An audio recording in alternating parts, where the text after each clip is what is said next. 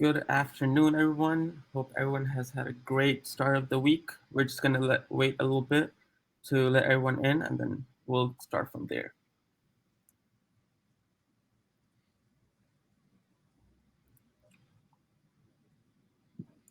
Okay, I see a lot of people just hopping in. Good afternoon, everyone, and welcome to the Energy Electric Vehicle Webinar Series. Today, we will be discussing the Houston Consumer Survey analysis that Evolve Houston carried out in the city of Houston.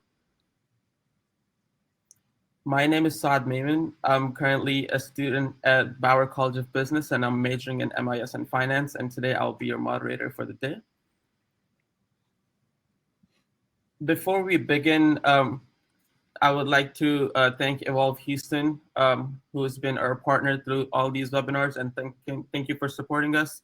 And they've been working with us to help provide Houstonians with reliable alternatives for transportation to accelerate clean transportation through electrification. To learn more about the electric vehicle webinar series and other related projects, please visit the Energy webinar page that we will be sending out in the chat. And then moving forward, we will have a Q&A session at the end of this presentation. So feel free to send in the questions during the presentation or after. You should see the chat feature on the right side of your screen.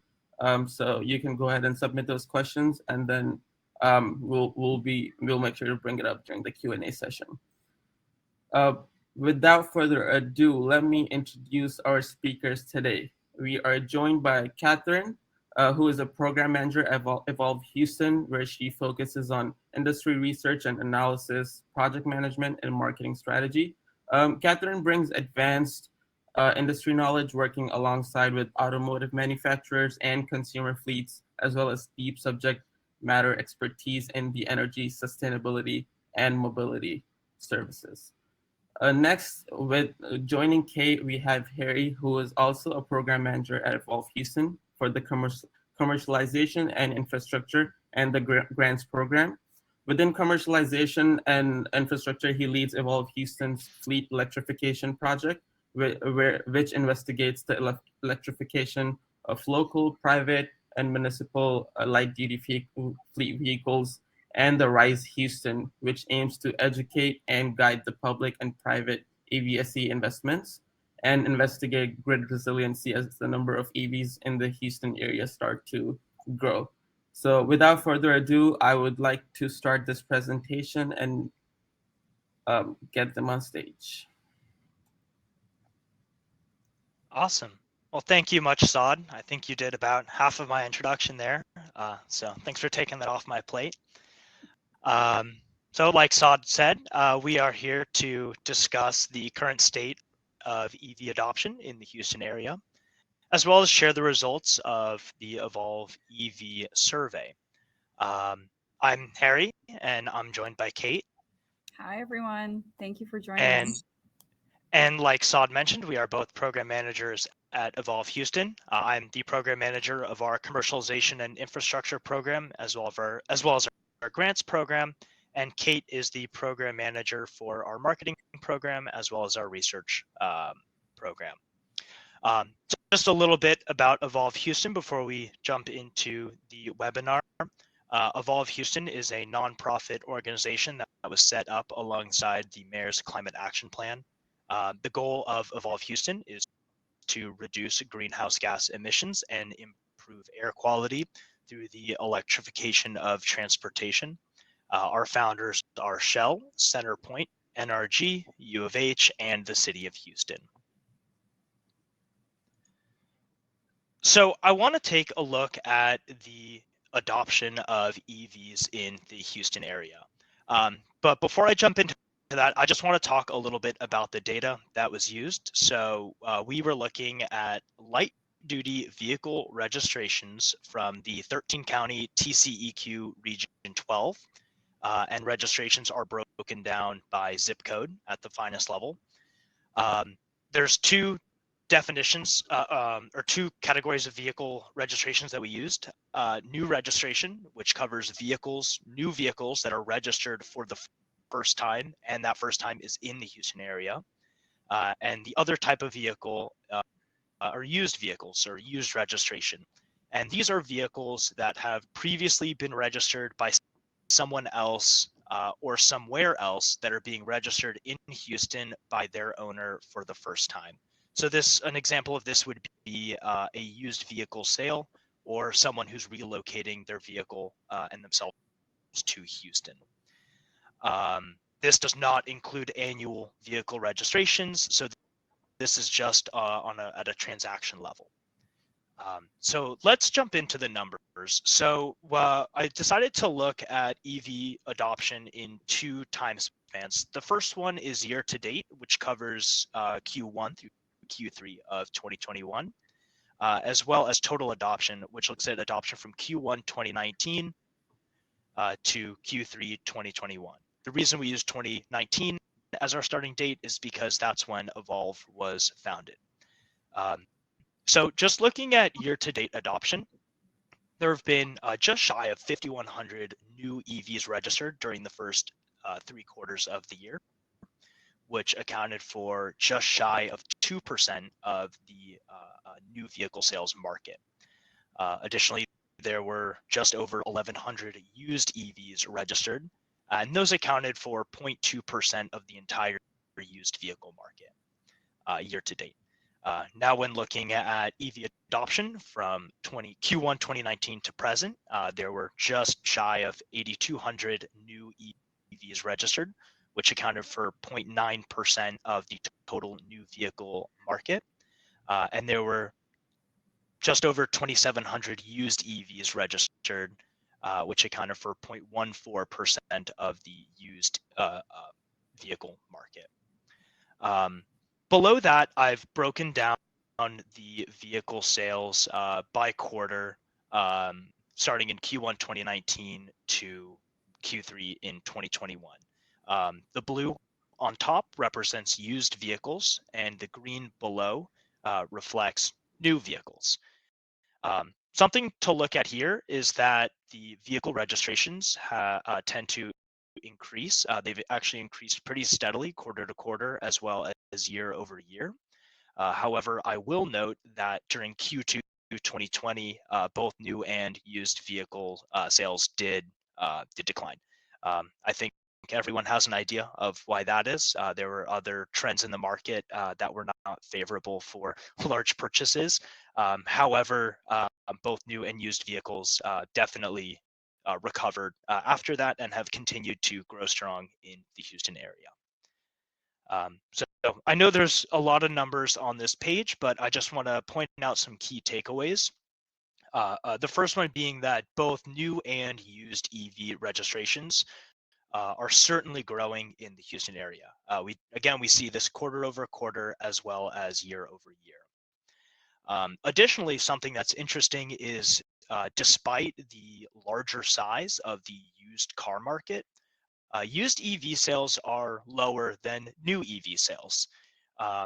Some possible reasons for this, or really the big one, is that there's just less availability of used EVs. EVs are still pretty new, so typically, or a lot of times, they're still on their first owner and haven't really gone to the secondary and tertiary markets yet. As more people buy EVs and as time goes on and they buy more EVs or buy a different EV, that will only serve to increase the secondary and tertiary vehicle markets. Additionally, just to point out, 2021 was the best year for new and used EV sales, and that's both for total number of sales as well as the percentages of the overall market. Moving on, kind of away from the numbers and more to what people think about when they think of EVs are the vehicles themselves. So what these 2 charts look at is the representation of specific EV models in the respective markets. Again, green reflects new vehicle sales and blue reflects used vehicle sales or registrations. And the top chart is looking at year to date, so Q1 through Q3 2021. And the bottom is looking at Q1 2019 through Q3 2021. By far, the largest manufacturer, just looking at the size of the squares in both the used and the new market, is Tesla, specifically the Model X, the Model 3, and the Model Y. They've just sold more vehicles than any other manufacturer in the EV space. Something else to consider is that there's a limited number of vehicles included. When I was going through this data, the number of makes and manufacturers was only increasing as I went from 2019 to 2020 and then 2021. So looking forward, what that means is that as manufacturers release new models in new vehicle classes, such as more SUVs, pickup trucks that we're anticipating, as well as maybe sports cars or performance cars, there will likely be more distributed results across manufacturers and makes. Moving on again, it's important to look at where these EVs are being registered. So what I did was I took a look at the zip codes that had EV registrations in the Houston area from Q1 2019 through Q3 2021, and then they're distributed based on colored based on distribution. So the darker the color, the more EVs have been registered total in that zip code. What we're looking at here is that there's a small concentration of vehicles in the downtown area, and then as we move outside of downtown, the registration numbers drop off a little bit, but then they pick back up in the suburbs such as Katy, Sugarland, and River Oaks, and then those numbers drop off again as we get further from downtown. So to paint a picture of what the typical EV owner looks like, or really what the inhabitants of the neighborhoods of heavier EV concentration, I took the top 5 zip codes for EV adoption and created a weighted average of their demographics. So the people that live in this neighborhood, there's about a $56,000 average per capita income, not median or mean, but just per capita. 64% of the people in these neighborhoods are white, and 36% represent minority populations. Additionally, 4% of the population lives below the poverty line. So moving forward, and some of the key takeaways to think about as we look at the geographic distribution of EV registration is definitely to look at which areas have higher levels of registration, and to ask ourselves why these areas have these higher levels of registration. We really want to think about how we can get all types of people to electrify too, right? Get some distribution across the map here, and not have these higher concentrations of registration in certain areas. With that being said, I'll hand it over to Kate to discuss the results of the EV survey. Harry. Hi, everyone. Really excited to dive into some of the results that we received from our Houston-wide EV consumer survey. So Harry has shared some great data, and what we wanted to really explore and validate was focusing on what is the current EV ownership experience? Are EV drivers happy with their vehicles? Was it everything that they thought it was going to be? And then also looking at the non-EV owners, understanding what are the current major barriers to EV ownership within Houston, and how can we help address those?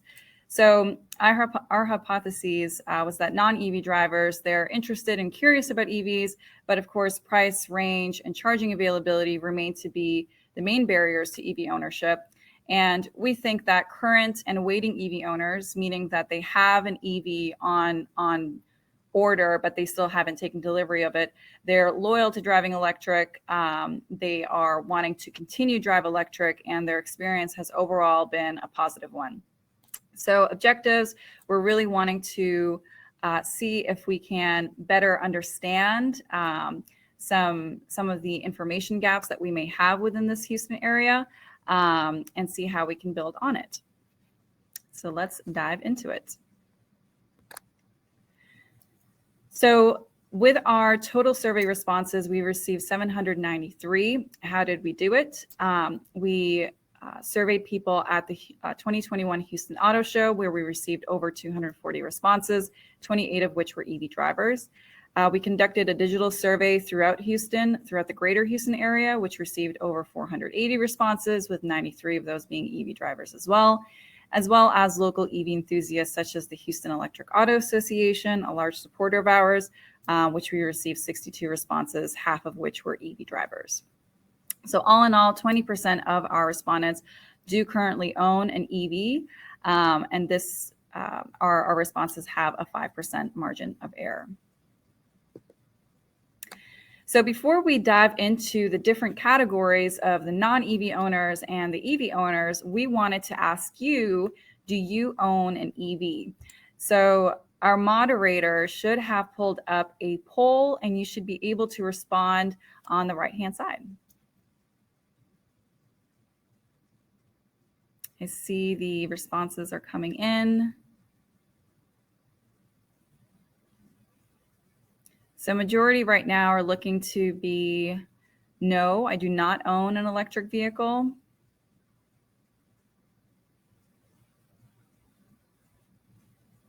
I'll just give it another 10 seconds.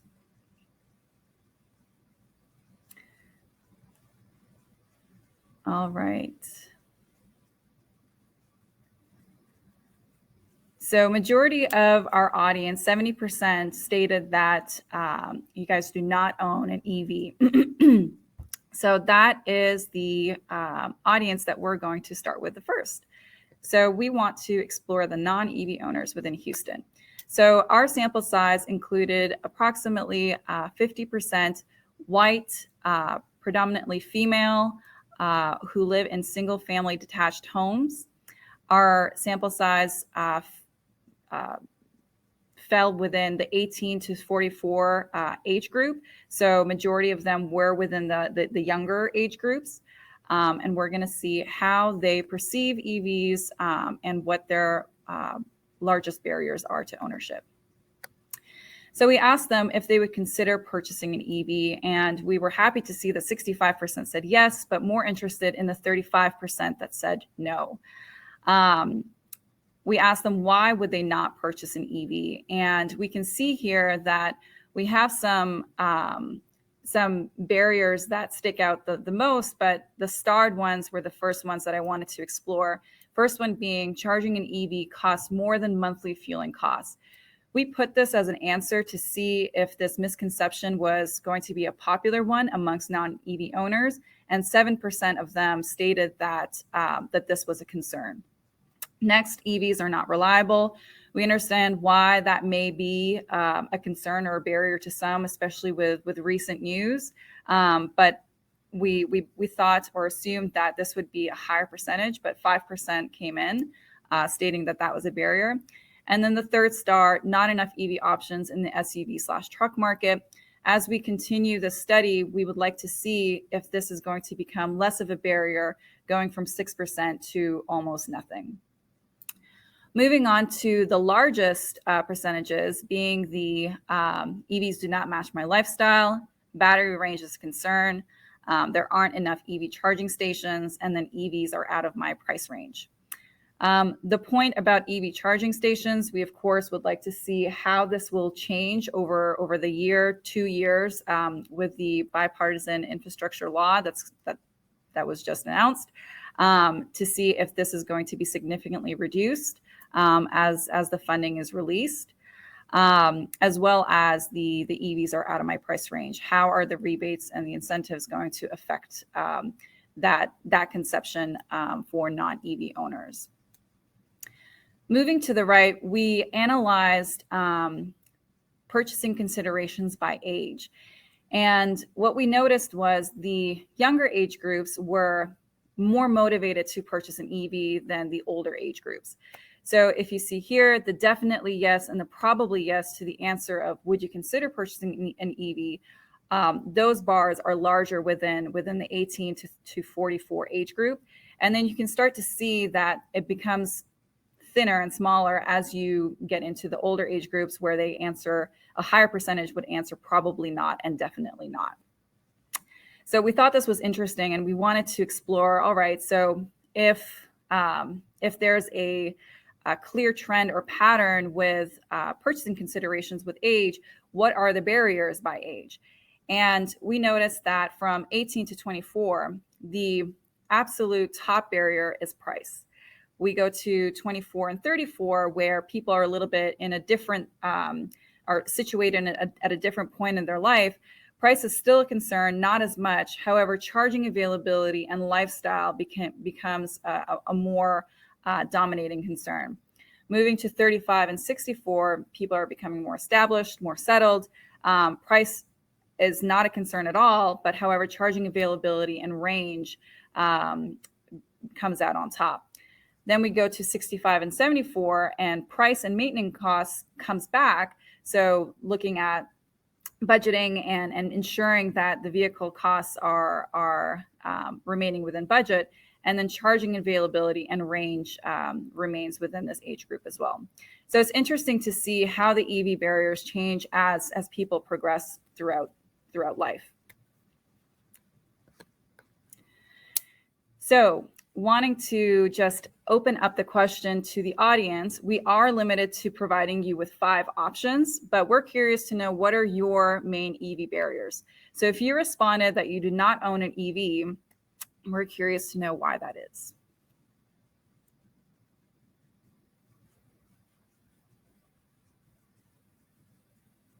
I see the answers are coming in. So far, price is the most popular one.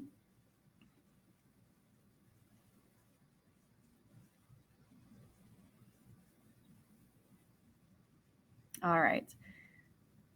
So more responses are coming in, but as of right now, price and battery range are the top 2. So it's interesting to see, going back to this slide, are your EV barriers aligned with your age group? And then the last point here that I wanted to bring up, the female versus the male.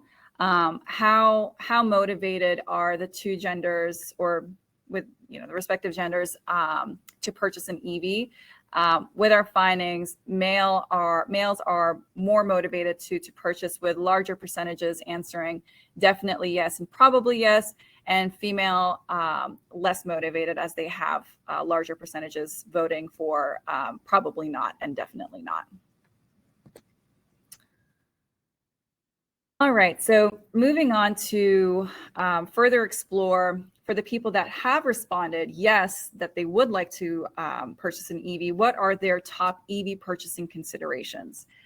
So similar to what we analyzed with the individuals who responded no, we wanted to see what the considerations were for the people that said yes. So charging capabilities, price, and battery range, of course, came out on top.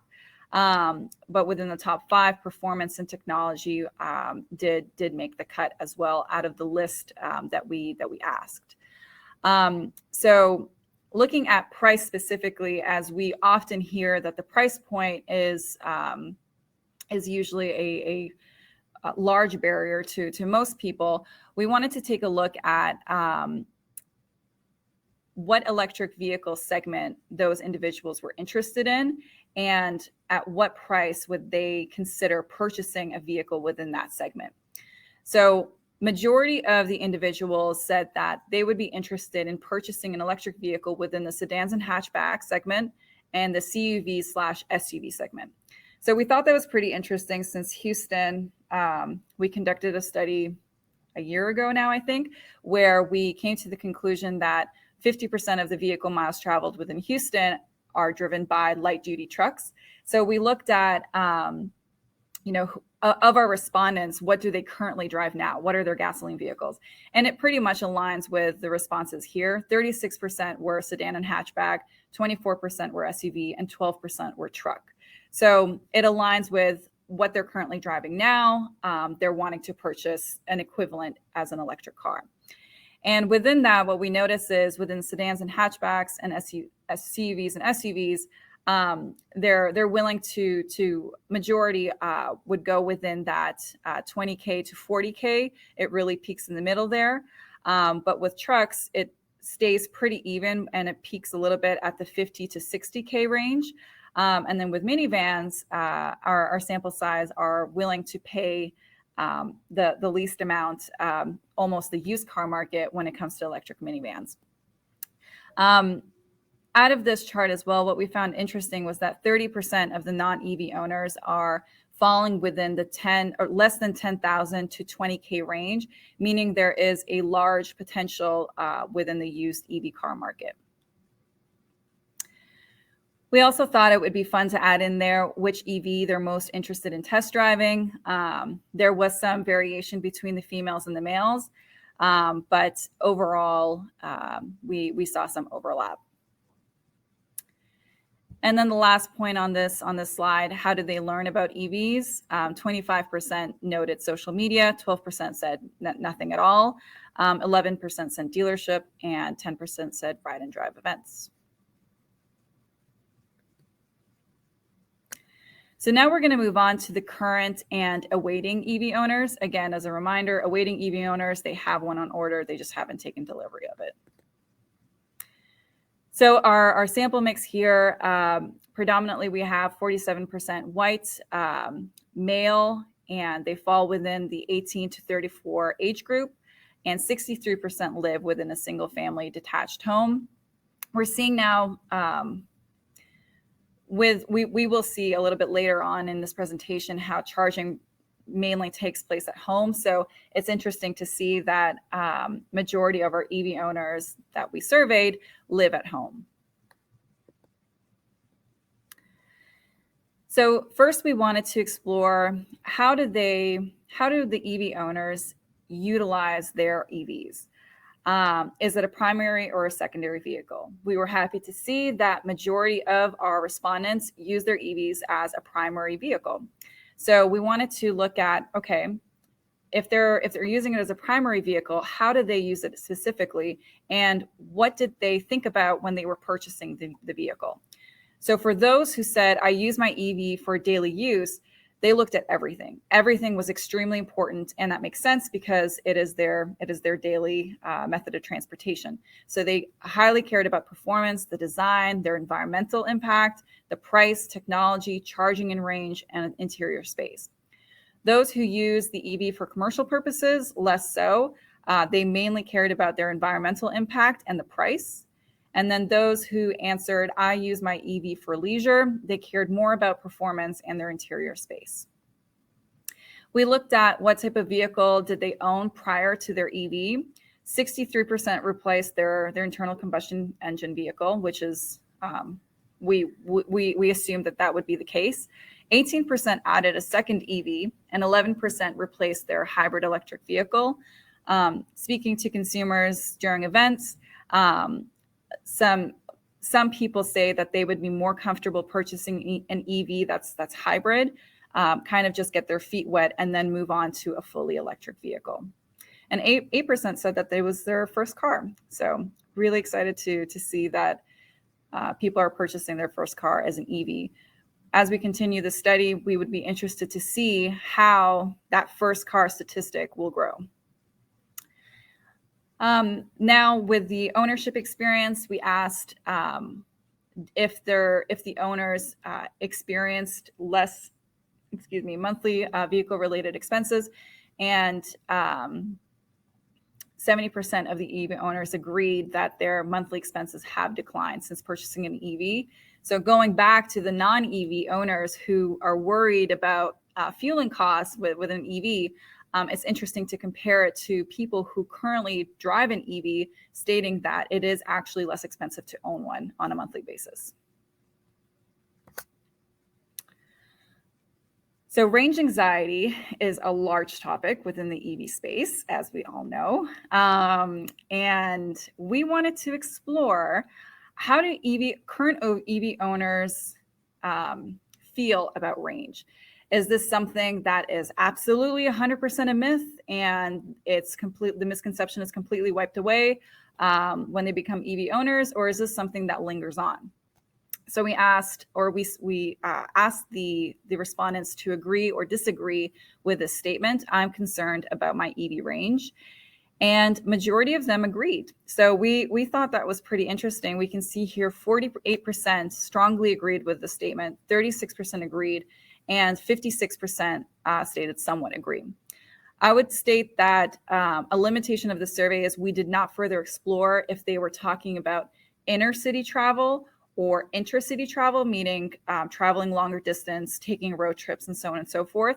So this is something that we would like to continue to explore and further uncover to understand if they're talking about range for everyday use or for the one-off, road trips or long distances that they're driving.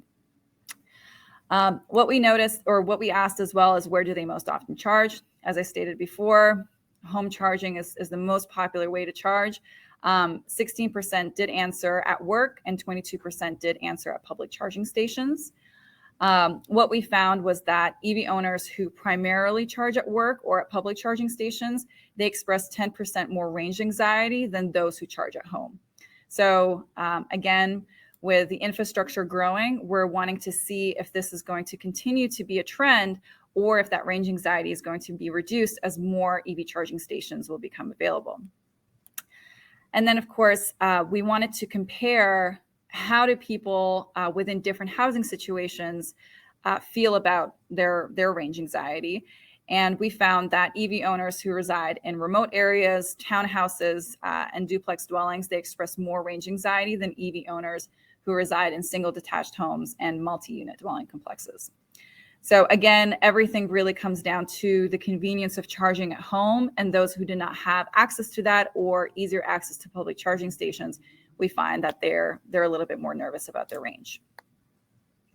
So some interesting findings there. So with awaiting EV owners, we wanted to see how are they feeling? Are they feeling confident with their EVs coming in? And 36% stated yes, but over 60% stated that they were either anxious or feeling some lack of confidence. So we dug a little bit deeper. We wanted to understand what are their main concerns. And of course, once again, charging are the top two responses. So installing my home charger, people are lacking confidence there. We assume not having enough information or knowing where to go, what resources to use to successfully install a home charger, or finding public chargers. We get a lot of questions whenever we get in front of consumers, how do I find a public charger? Will my car be a match with the charging available at specific stations? How do I understand, the different types of charging levels or the different types of charging heads? So there's still a lot of opportunity to educate in that space. And we're seeing that this is definitely a top concern for awaiting EV owners. Other items, aftermarket services is at 17%. Range, cost of ownership, and towing/hauling, they came in at a tie with 8%. So looking here, we wanted to also discover the EV owner purchasing experience. So first we started off with as to where they purchased their EV. 53% bought it at a dealership or a store. We assumed that would be a high number. We were a little surprised as to how high the online percentage was at 21%. Pleased/surprised. Other categories was out of state. Secondhand came at 9%. They have their EV is a company car. It's at 3%, and it was gifted to them at 7%. So looking at their EV purchasing experience, so for the individuals that purchase their vehicles at a dealership or a store, we asked them questions. How did they find their test drive experience, their salesperson knowledge, the availability of the EV that they wanted, and then, of course, the convenience of purchase? Overall, it has been extremely good. We were quite pleased to see that with all brands as well. So we looked at, would a Tesla store have higher ratings just because that's their sole focus on selling EVs compared to other brands? And when we looked at the various brands across the board, we saw that overall it was a good experience from our sample size. We also explored the EV rebates. So 59% of the EV owners applied for one and 41% did not. We were curious to know if the current EV owners that we surveyed, if they would have been interested or would have proceeded with their purchase of an EV if a rebate or incentive was not available, and 70% did state that this was true. We're curious to see if this is something that will continue, knowing that price is one of the main barriers. We know that this is something that people are hopefully going to be taking advantage of with the EV rebates and incentives. So we'd be curious to see the EV owners that are coming to market over the next year, 2 years, if they would have said the same, if they would have purchased their EV without that rebate or incentive. Our assumption is maybe not, perhaps a lower number. And we'll move on to the next slide. So that is the conclusion of our EV survey analysis / summary. I want to pass it back over to Harry to discuss the future of EVs. Before I do that, I did want to share one last statistic with you. We were curious, of course, again, one of our objectives was to see if EV owners are happy with their current ownership experience and if they would purchase again. And approximately 62% of the owners said yes, and 31% said maybe, and about 10% said no. So all in all, about 40% are on the fence or are not going to be purchasing an EV again. We are surprised as to how high that number is, and wanting to see if, with the new changes and the new bipartisan infrastructure law, if that will change over in the next year or 2 years. So with that, I'll pass it over to Harry. Thanks, Kate. I think you're right. As the market and as the industry matures, there's definitely going to be some exciting changes to come along with that. And on that subject, when it comes to the individual vehicles and the specific offerings, the future is looking great. Not only are there a ton of vehicles that are expected to come out in the light duty and consumer space, but there's also a lot of vehicles that we're expecting in the medium and heavy duty vehicle classifications as well. Just to highlight a few, of course, we're all greatly anticipating the arrival of the F-150 Lightning next year. I know the Rivian R1T, their pickup truck, has been slowly rolling out over the last few weeks. So there's definitely some movement in the consumer space.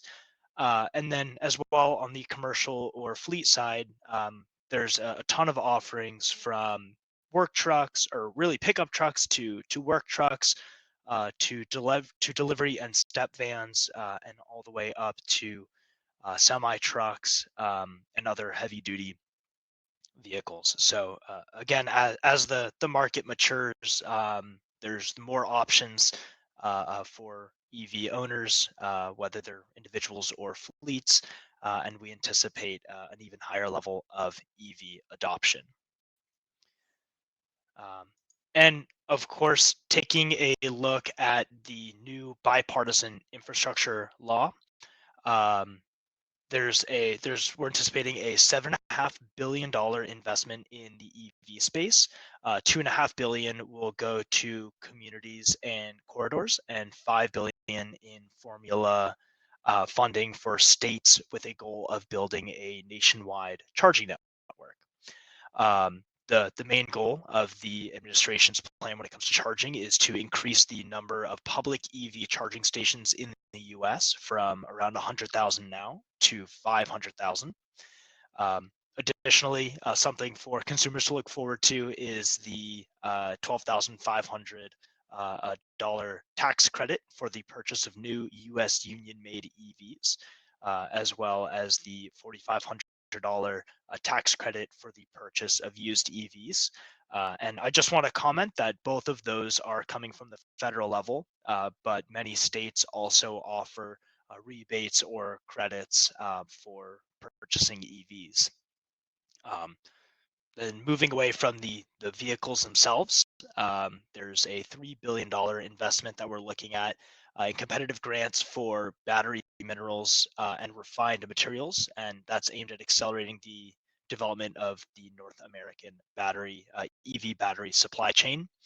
And then finally, an additional $3 billion in grants aimed at building, retooling, or expanding manufacturing of batteries and battery components, and that'll help establish a recycling facility or recycling facilities in the United States, and that kind of adds on to the environmental aspect of EV production as well. I just want to say thank you to everyone who attended the webinar today. Kate and I had a lot of fun doing the research for this webinar and presenting it. I guess I'll hand it over to Saad. Thank you. Thank you for the presentation, both of you guys. I'm gonna open up the chat for all the questions that you guys have. So feel free to send in whatever questions you guys have, and we'll have a Q&A session for the next few minutes. Okay, let me see. We have a question. You guys it should show up on your screens now. The question is, how many public EV charging stations level 2 are in the greater Houston area? I can take that one. As Evolve looks at public charging, public and private charging infrastructure across the region, we found that there are approximately 460 publicly accessible level 2 and DC fast charging stations, and those have around 1,200 charging plugs. Thank you so much. Let me look at this next question.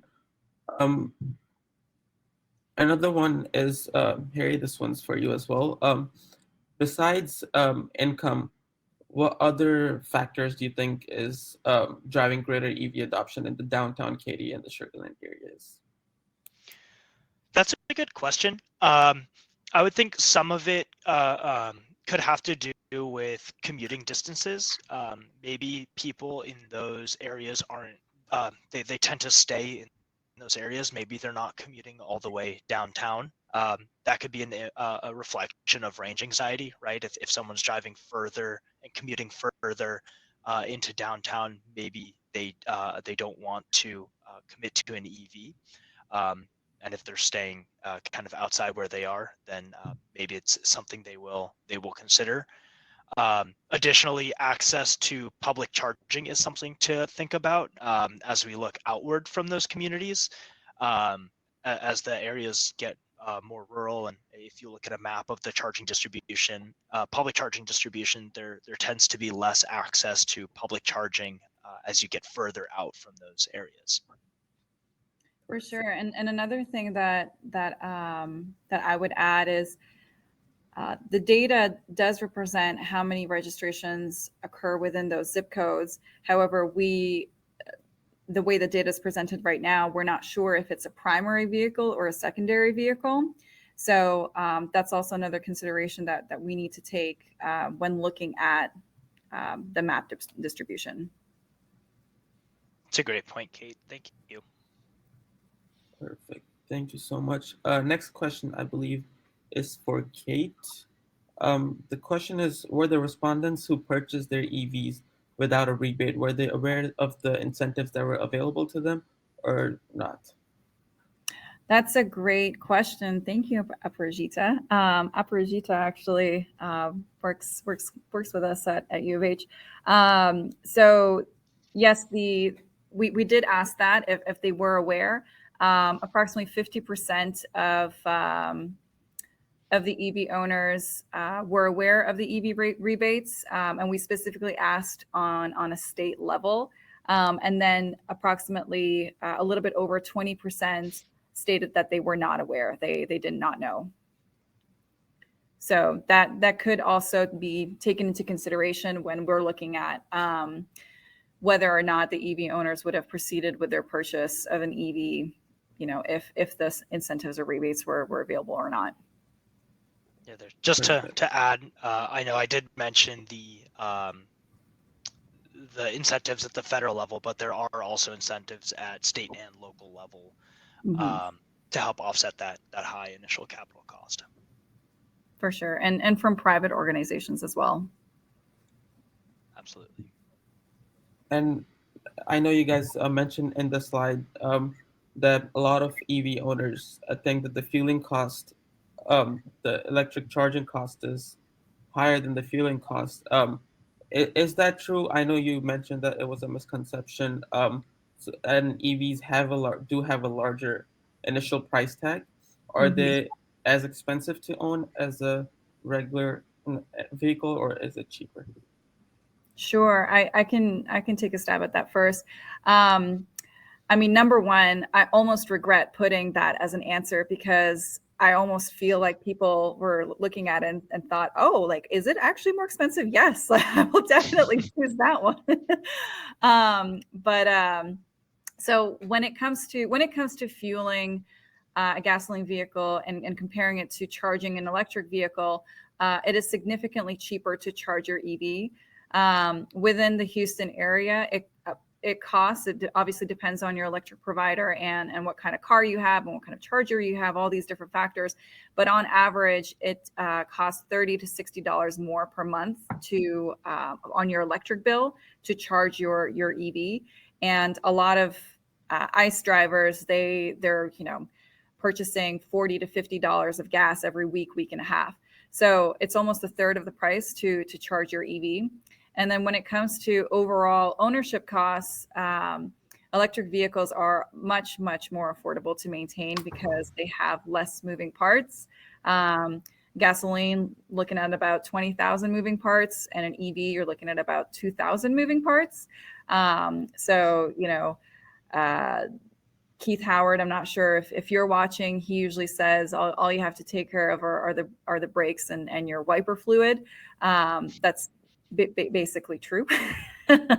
So and tires, there we go. I see him commenting, and tires. So the technology in an EV, when it comes to braking, also it's not 100% dependent on hydraulic braking. There's regenerative braking. So even when it does come to the point of you needing to maintain your brakes, the period between those maintenance are longer than you would with an ICE vehicle.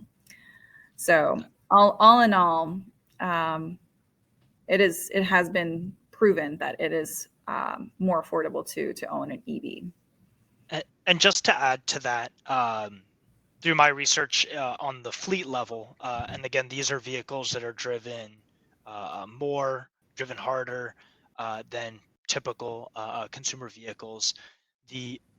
Over the total lifetime of the vehicle, maintenance costs are about 50% of the ICE vehicles that they replace, and that's over the lifetime, not an annual expenses.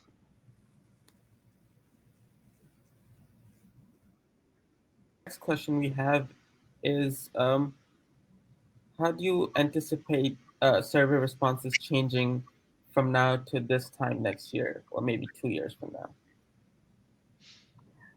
Yeah, for sure. I can take a crack at that one as well. So I was trying to flag some of the questions that we anticipate to change, but I think one of the biggest ones that we're most interested to track is the range anxiety. It is a huge investment that's going into the EV charging infrastructure. And it's something, again, that we talk about constantly within our internal team, with consumers, with other stakeholders. How can we reduce it?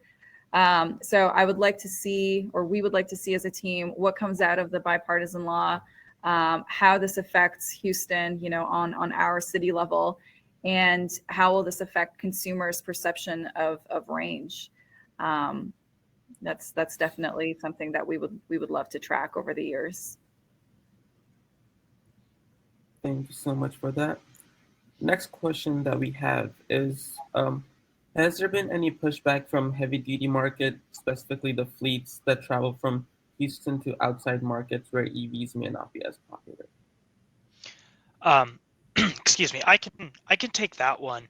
The big pushback in the heavy duty market is just that there's a lack of availability, or really a lack of market for those vehicles. I know we've seen some vehicles, refuse trucks, for instance.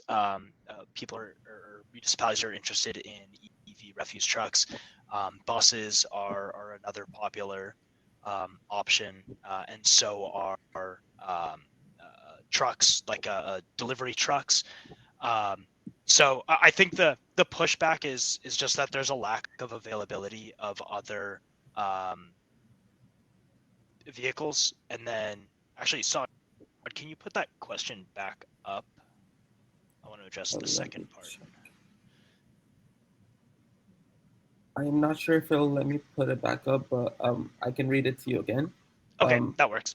Has there been any pushback from the heavy-duty market, specifically the fleets that travel from Houston to outside markets where EVs may not be as popular? Gotcha. So the thing to look at there, again, from a fleet perspective, is really, well, I guess I'll say not really, in terms of driving distance. Fleets, if fleets have a good understanding of their vehicles and their vehicle operations, oftentimes they'll find that they'll understand the distance that their vehicles travel in a typical day. And then when you can align those vehicles or that distance with vehicles that are on the market, typically they'll find that the vehicles can go the distance.